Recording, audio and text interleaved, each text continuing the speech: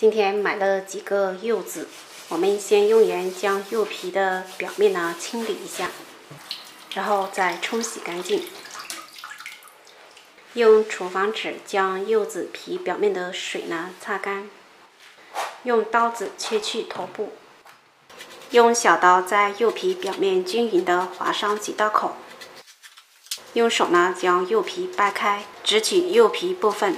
前几期视频跟大家分享过蜂蜜柚子茶的做法，今天呢就单独跟大家分享柚皮糖的做法。以后呢吃剩的柚皮就不要再扔掉了。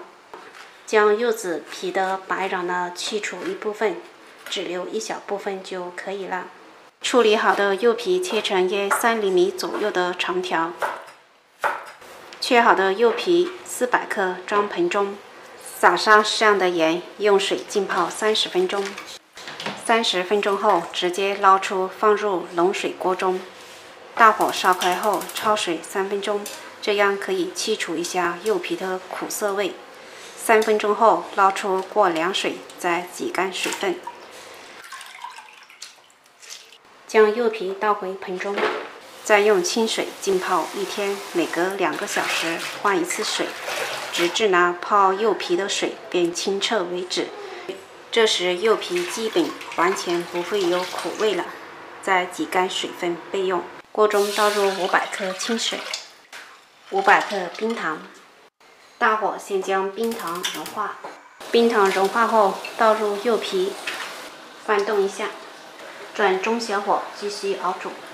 在熬煮的过程中，我们时不时的翻动一下，使糖浆呢慢慢渗透到柚皮中，慢慢的将水分呢收干。当糖浆熬得非常粘稠的时候，我们就需要不停的翻拌了。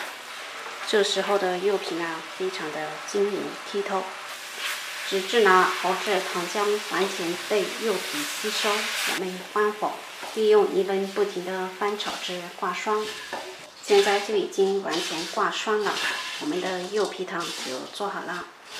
入口呢非常的清香，一点也不会苦涩，味道还是非常不错的。喜欢的朋友可以在家试一下。